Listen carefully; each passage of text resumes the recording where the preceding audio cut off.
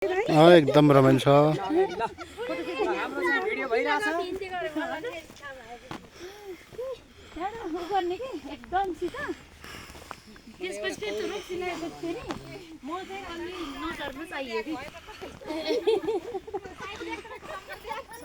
ल हाम्रो चाहिँ यो जलपाको पञ्चायतलाई बोल्नुहोस् त। जलपाको अमृतसर खेती होइन हामी चाहिँ दृश्यावलोकन गर्नका लागि गोलीमाराको सबैभन्दा अल्को टापु रिद्धिको नेपाल मगरसँग रिद्धिको कार्य समितिद्वारा आयोजना गरिएको यो अवलोकन भ्रमणको क्रममा छौँ।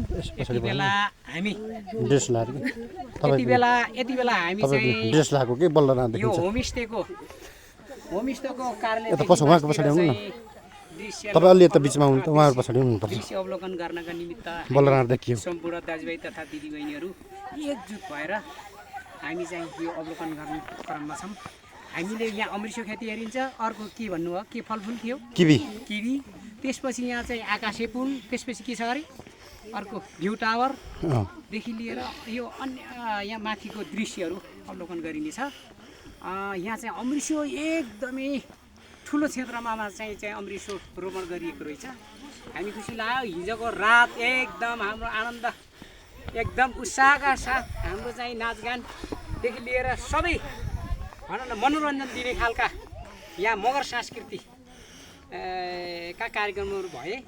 त्यहाँ हामी सबैजना एकदम हृदयदेखि नै उत्साहका साथ यसमा सहभागी भइयो।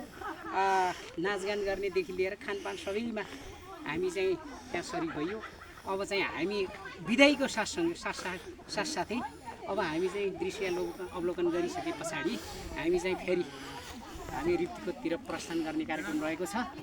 अब हेरौँ माथि गइसकेपछि के हेर्न पाइन्छ, हेर्न बाँकी नै छ। हामी चाहिँ उकालो चढ्दैछौँ। हामी लेखको लगभग अन्तिम गन्तव्यसम्म आइपुगेका छौँ। ल अब हाम्रो दिदी केही बोल्नुहुन्छ? राधाकृष्ण गङ्गाल सरले चाहिँ भिडियो बनाउनु भएको छ। उहाँलाई हृदयदेखि धन्यवाद आभार प्रकट गर्न चाहन्छौँ। ल अरू कसैले केही भन्नु छ भन्नुहोस् है।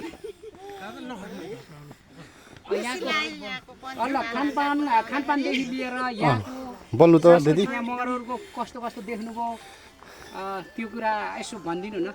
दिदीलाई ल बोल्नुहोस् त। भन्नु केही त बोल्नु पर्यो। यहाँ पछि के देख्नुभयो होइन? हाम्रो साँच्चै हाम्रो भ्रमण फलदायी भयो भएन? घुम्न जस्तो भयो, सबै कुरा देख्यौँ। हामीले पनि यस्तो गर्न पर्ने रहेछ भन्ने भयो। अरू नदेखेको कुराहरू देख्यो, नदेखेको ठाउँमा आइयो, घुम्यो, राम्रो लाग्यो। बस्नको व्यवस्था कस्तो राम्रो, सबै समाजको मिलेको ठाउँ हो। यो भ्रमणको आयोजना गर्ने समितिलाई पनि त धन्यवाद दिनु पर्यो हजुरहरूले, होइन र? भ्रमणको आयोजना जसले गरौँ त्यो गर्ने चाहिँ हाम्रो रिद्धिकोट नेपाल मगरसँग रिद्धिकोट कार्य समिति थियो होइन। त्यसमा तपाईँहरूको साथ सहयोग त रह्यो। तैपनि तपाईँहरूलाई यत्रो एक दिन खर्च गर्नुभयो, पैसा पनि खर्च भएको छ। खर्च भएको थियो, भएपछिको पश्चाताप छ कि छैन? एकदम राम्रो छ नि। अझै आउँ जस्तो जाउँ जस्तो लाग्छ कि लागेन? फेरि पनि आउँला जस्तो अझै राम्रो हुँदै जाओस्। आउने फेरि नम्बरै बाँकी तर अझै हामीले रमाइलो टोली अलि समयमा आउनु पर्ने भयो होइन? हाम्रो उपाध्यक्ष पछाडि हुनुहुन्छ है, उहाँलाई चाहिँ अलिक गाह्रै छ। गाडीको व्यवस्था गर्ने हो र? माया साह्रै छ।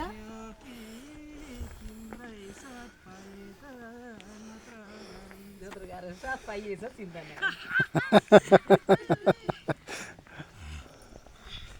त्यो भ्यू टावरमा त चढिसकेको साथीहरू। के आकाशे पुल हो यो?